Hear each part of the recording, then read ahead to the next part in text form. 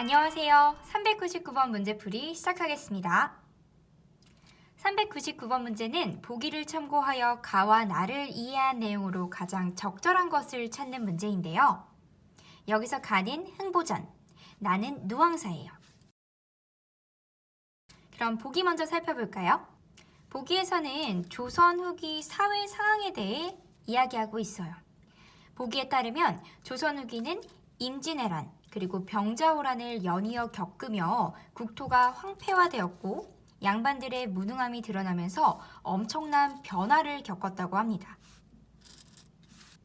그래서 봉건주의적 질서가 무너지고 평민의식이 급속히 성장하게 되었으며 이러한 평민의식의 성장이 다양한 양상으로 표출되었다고 하는데요. 그렇다면 조선 후기의 문학에서는 과연 이러한 사회 상황이 어떤 식으로 드러나 있을까요? 선택지 1번을 볼게요. 가에서 가난으로 어려움을 호소하는 인물들의 모습은 봉건주의적 질서가 무너지고 있음을 보여주는군 이라고 했어요. 가의 내용을 살펴보면서 확인해 보도록 합시다. 가는 흥보전에서 가난 자랑을 하는 장면이에요. 각자 매품을 팔러온 인물들이 차례대로 자신이 얼마나 가난한지, 자신의 생활이 얼마나 궁핍한지를 이야기하고 있어요. 어떤 사람은 8년 동안 음식 담는 사발을 쓸 일이 없었고 석 달 동안 밥알도 못 봤다고 얘기해요.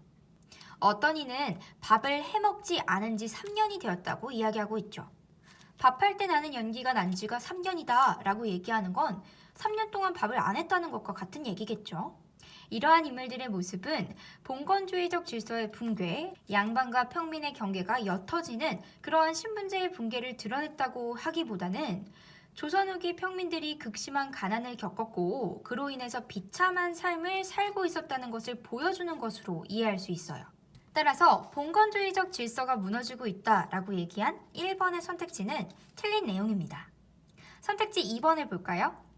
가에서 매품을 팔기 위해 경쟁하는 모습은 평민의식의 성장에 따른 갈등이 표출된 것으로 볼 수 있겠군 이라고 했어요.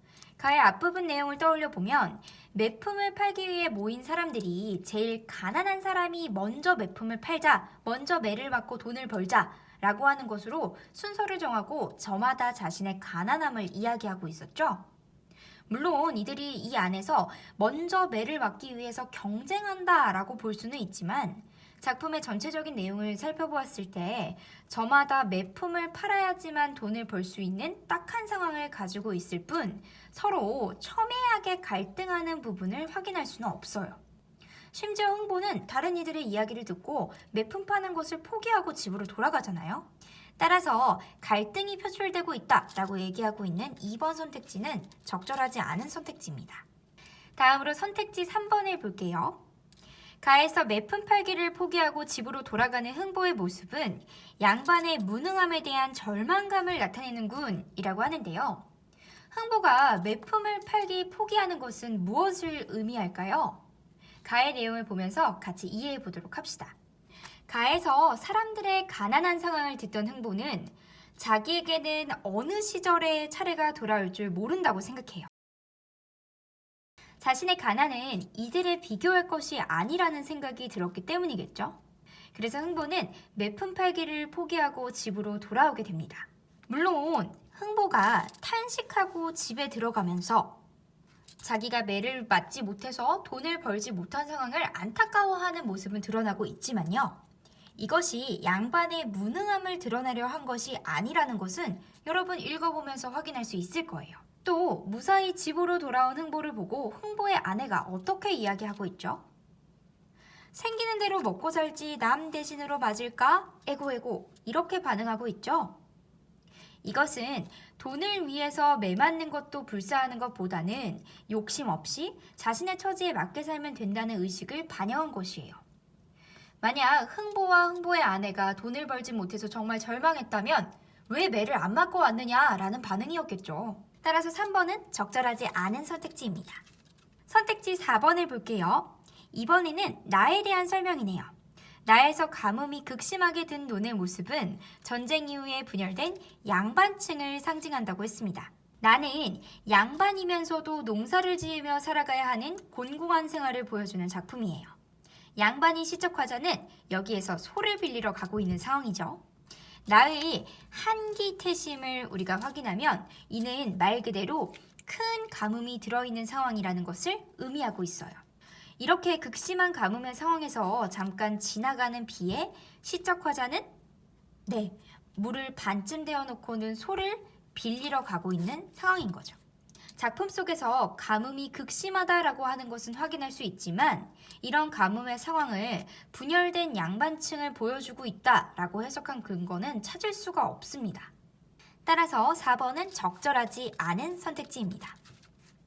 마지막으로 선택지 5번을 볼까요? 나에서 양반이 직접 농사를 짓고 구차하게 소를 빌리는 모습은 전쟁 이후 변화된 사회상을 보여준다 라고 해요. 앞서 4번에서 이야기했다시피 이 작품의 시적화자는 양반 신분으로 소 한번 빌려주겠다는 말만을 철석같이 믿고 소를 빌리러 찾아가고 있어요. 이처럼 조선 후기가 되면서 나의 양반과 같이 경제적으로 몰락한 양반층이 생겨나기 시작했어요. 보기에서도 조선 후기 사회의 모습으로 중세의 봉건주의적 질서가 붕괴되기 시작했다라는 얘기가 나오고 있죠.